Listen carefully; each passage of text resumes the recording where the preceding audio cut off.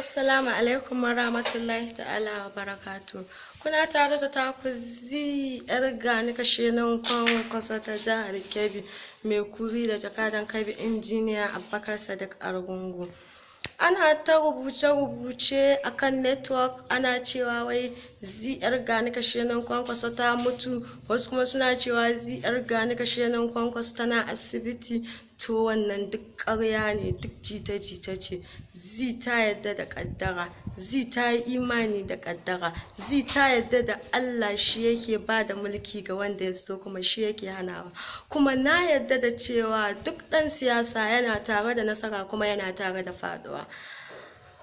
Don hakan ga za ku saurari guntuwar waƙa daga bakina ni yar gani kashe nan kwankwaso, wadda na rubuta na kuma rera domin duniya ta shaida cewa har yanzu bata karaya ba, kuma babu abin da ya rage a cikin son da nake yi ma injiniya Dr. Rabi'u Musa Kwankwaso. Kuma yanzu na fara, yanzu na sa hannu, a sha sauraro lafiya.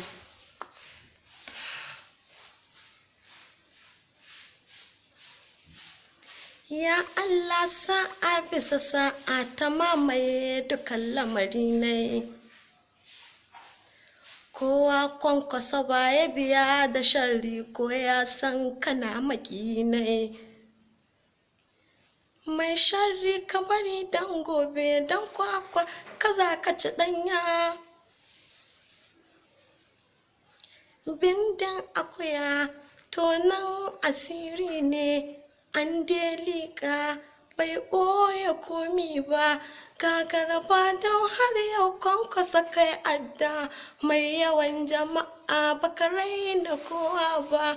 Ko na so in yafe zuciya mudu, ko kare yana jin kyamar rikashin gaibu, ko kan mutuwa mai hana saba ya huda. Kwankwasa nake kallo duk inda na duba.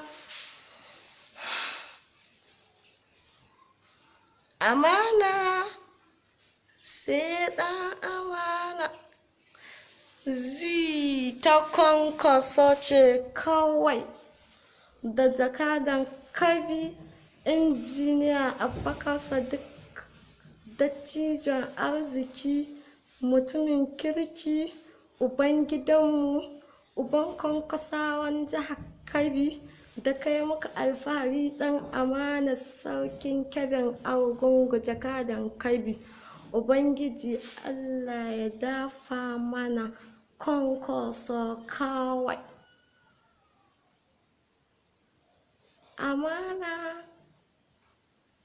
sai dan amana. Ta kwankwaso ce kawai. Bata mutu ba, bata kwanta saman gadon asibiti ba, gane da raina. Ta kwankwaso ce yau gobe jibi har abada. Ina yin ka uban gidanmu jakadan Kebbin Argungu.